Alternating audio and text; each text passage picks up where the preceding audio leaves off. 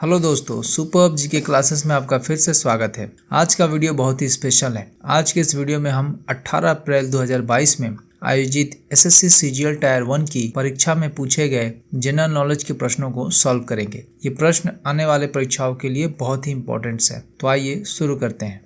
पहला क्वेश्चन है, संसद के दोनों सदनों द्वारा पारित होने और किसके द्वारा सहमति के बाद कोई विधेयक संसद का अधिनियम बन जाता है? तो दोनों सदनों द्वारा पारित हो चुका है और किसके हस्ताक्षर के बाद वह विधेयक संसद का अधिनियम बन जाएगा? तो पहला ऑप्शन है राष्ट्रपति, दूसरा है प्रधानमंत्री, तीसरा है लोकसभा अध्यक्ष और चौथा है उपराष्ट्रपति। तो देखिए, दोनों सदनों द्वारा पारित हो चुका है और अगर आप राष्ट्रपति सिग्नेचर कर दें तो यह विधेयक अधिनियम बन जाएगा। तो यह विधेयक अधिनियम बन जाएगा। तो इसका आंसर हो जाएगा ऑप्शन ए। ठीक है, चलिए दूसरा देखते हैं। निम्नलिखित में से कौन सी एक प्रायद्वीपीय नदी है? ठीक है, प्रायद्वीपीय नदी पेनिसुलर रिवर। देखिए, दक्षिण में बहने वाली नदियाँ प्रायद्वीपीय नदियाँ होती हैं। तो इन चारों में से नर्मदा नदी है जो दक्षिण में बहती है। तो ये ए नंबर क्या हो जाएगा? राइट आंसर हो जाएगा। चलिए नेक्स्ट देखते हैं। आर्थिक सर्वेक्षण 2020 और 21 के अनुसार वित्त वर्ष 2021 की दूसरी छमाही में आयात में तक गिरावट आने की उम्मीद है। यह प्रश्न करंट अफेयर से आया है। ठीक है, यह प्रश्न करंट अफेयर से आया है।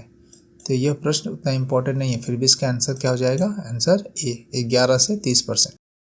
तो यह क्वेश्चन करंट अफेयर से आया है, यह उतना इम्पोर्टेंट नहीं है। चलिए नेक्स्ट देखते हैं।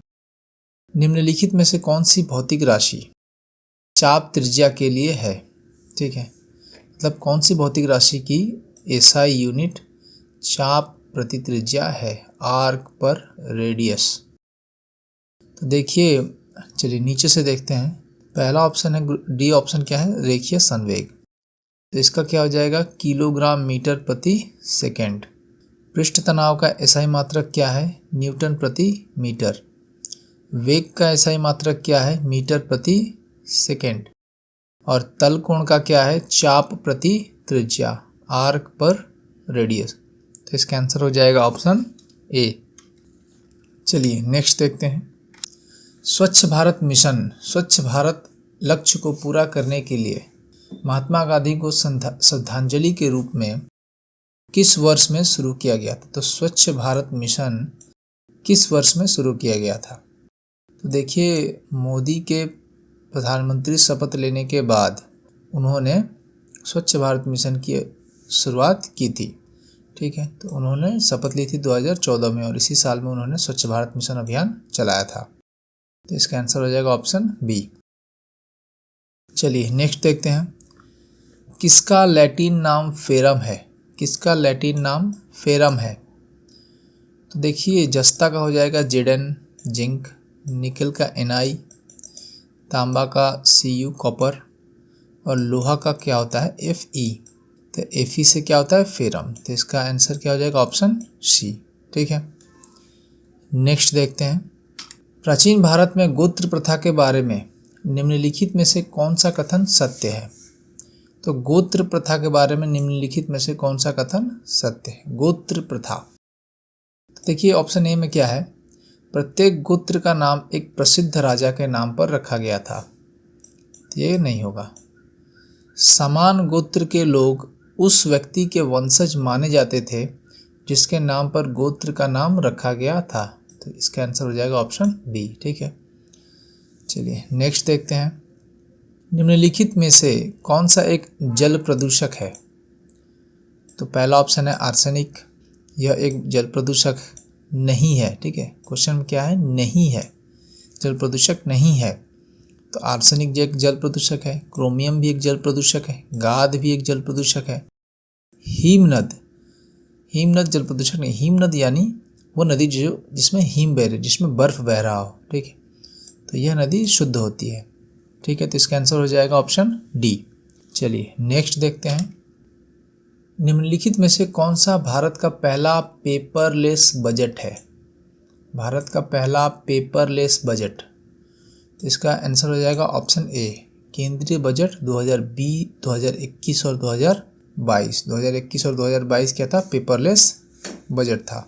चलिए नेक्स्ट देखते हैं, राजा अजातशत्रु किस वंश के शासक थे?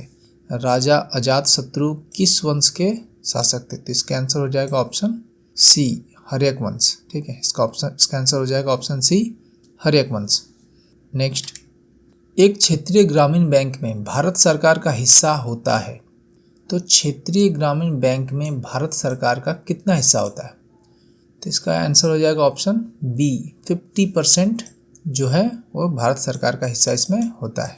ठीक है, चलिए नेक्स्ट देखते हैं 12 नंबर, सिक्किम के किस त्यौहार को भूमि पूजा या चंडी पूजा के नाम से भी जाना जाता है? तो इसका आंसर हो जाएगा ऑप्शन ए, साकेवा। ठीक है, इसका आंसर हो जाएगा ऑप्शन ए, साकेवा। तो साकेवा को भूमि पूजा या चंडी पूजा के नाम से भी जाना जाता है सिक्किम में। चलिए नेक्स्ट देखते हैं, भारत के संविधान का अनुच्छेद संविधान में परिवर्तन करने की प्रक्रिया बताता है, तो कौन सा अनुच्छेद संविधान में परिवर्तन करने की प्रक्रिया बताता है? इस तरह के इम्पोर्टेंट अनुच्छेदों को याद करने के लिए मैंने एक ट्रिक बनाई है, उस ट्रिक का वीडियो मैं डिस्क्रिप्शन में डाल दूंगा, आप उसे देख सकते हैं। तो इसका ट्रिक से मुझे याद आ जा रहा है 368। ठीक है, संविधान के अनुच्छेद में परिवर्तन करने की प्रक्रिया 368 नंबर अनुच्छेद में है। ठीक है, तो इसका आंसर हो जाएगा ऑप्शन डी। चलिए नेक्स्ट देखते हैं, संसद में धन विधेयकों के संदर्भ में निम्नलिखित में से कौन सा कथन गलत है? ठीक है, कथन गलत है धन विधेयक के संदर्भ में। तो पहला ऑप्शन है, यह केवल एक मंत्री द्वारा पेश किया जा सकता है, न कि एक निजी सदस्य द्वारा। ठीक है, ये मंत्री के द्वारा ही पेश होगा, हम और आप पेश नहीं कर सकते। लोकसभा राज्यसभा की सभी या किसी भी सिफारिश को स्वीकार या अस्वीकार कर सकती है। हाँ भाई, क्योंकि यह लोकसभा में पारित होती है। धन विधेयक सिर्फ लोकसभा में पारित होती है, राज्यसभा में यह पारित नहीं होती। ऑप्शन सी, इसे केवल लोकसभा में पेश किया जा सकता है। हाँ, ये भी सही है। इसे राज्यसभा द्वारा अस्वीकार या संशोधित किया जा सकता है। अरे भाई, जब लोकसभा में जब राज्यसभा में पेश ही नहीं होगा तो यह स्वीकार या अस्वीकार या संशोधन कर ही नहीं सकते। ठीक है, तो ये ऑप्शन गलत होगा, ऑप्शन डी गलत है और ये हमारे क्वेश्चन के लिए राइट आंसर है, ऑप्शन डी।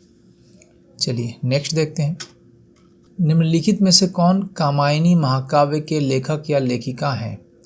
तो कामायनी के लेखक कौन है? डॉक्टर जयशंकर प्रसाद। ठीक है, ऑप्शन डी होगा राइट आंसर। नेक्स्ट देखते हैं, 1932 का पूना पैक्ट महात्मा गांधी और किसके बीच एक समझौता था? तो देखिए, इसका आंसर होगा ऑप्शन डी। इसका आंसर होगा ऑप्शन डी, BR अम्बेडकर और महात्मा गांधी के बीच 1932 का पूना पैक्ट समझौता हुआ था। ठीक है, चलिए नेक्स्ट देखते हैं, त्वरण के एसआई मात्रक में सेकेंड का घातांक क्या होगा? ठीक है, तो त्वरण का एसआई मात्रक क्या है? तो मीटर प्रति सेकेंड स्क्वायर है। ठीक है, इसको हम सॉल्व करेंगे तो मीटर सेकेंड का पावर -2, ms माइनस पावर 2, तो सेकेंड का घातांक क्या हो गया? -2। तो इसका आंसर हो जाएगा ऑप्शन सी। ठीक है, चलिए नेक्स्ट देखते हैं, द ग्रेट गैट्सबी नामक उपन्यास निम्न में से किसने लिखा? इसका आंसर हो जाएगा option B, F Scott Fitzgerald ने लिखा। एफ स्कॉट फिट्जगेराल्ड ने द ग्रेट गैट्सबी नामक उपन्यास लिखा था। चलिए नेक्स्ट देखते हैं, नाम बदलने से पहले माउंट एवरेस्ट को केवल इस नाम से रूप में जाना जाता था। नाम बदलने से पहले माउंट एवरेस्ट को पीक 15 के नाम से जाना जाता था। पीक 15 के नाम से जाना जाता था। चलिए नेक्स्ट देखते हैं, टू लाइफ्स नामक पुस्तक के लेखक या लेखिका कौन है? टू लाइफ्स पुस्तक के लेखक और लेखिका कौन है? तो इसका आंसर हो जाएगा ऑप्शन बी, विक्रम सेठ ने टू लाइफ्स नामक पुस्तक लिखी थी। चलिए नेक्स्ट देखते हैं, पोंग और तापू लोक नृत्य हैं। पोंग और तापू लोक नृत्य हैं, तो वो कहाँ के हैं? तो वो हैं अरुणाचल प्रदेश के। पोंग और तापू लोक नृत्य कहाँ के हैं? अरुणाचल प्रदेश के। चलिए नेक्स्ट देखते हैं, संयुक्त राष्ट्र जनसंख्या प्रभाग द्वारा संकलित सूची के अनुसार 2015 और 2020 के बीच जनसंख्या में 44% की वृद्धि के साथ दुनिया का सबसे तेज़ी से बढ़ने वाला शहर है। तो यह भी करंट अफेयर से आता है, ये भी हमारे लिए इम्पोर्टेंट उतना नहीं है। फिर हम इसका आंसर देख लेंगे, मलप्पुरम, ऑप्शन सी इसका आंसर होगा। ठीक है, मलप्पुरम। चलिए नेक्स्ट देखते हैं, द्रव्य की सापेक्ष निर्मलता का माप क्या है? द्रव्य की सापेक्ष निर्मलता, रिलेटिव क्लैरिटी। तो देखिए पहला ऑप्शन है कंपोस्टिंग।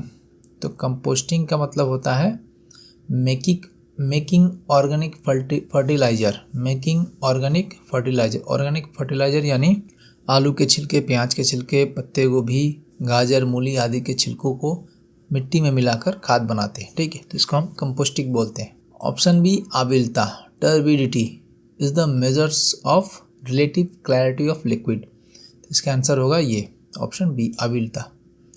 चलिए इनका ऑप्शन को हम समझ लेते हैं। ऑप्शन सी में क्या था? चालकता। देखिए चालकता किसे कहते हैं? Show the ability of material to pass a current. तो वह करंट को पास करने की क्षमता बताता है। किसी चीज़ से करंट का फ्लो कितना अच्छा होगा, जो उसकी चालकता, उसकी कंडक्टिविटी बताता है। ठीक है, और अपचयन क्या है, रिडक्शन क्या है? The transfer of electrons between species in a chemical reaction. तो एक केमिकल रिएक्शन में इलेक्ट्रॉन लेन देन को कहते हैं रिडक्शन। ठीक है, तो आज के लिए इस वीडियो में इतना ही। मिलते हैं अगले वीडियो में, तब तक के लिए जय हिंद, जय भारत।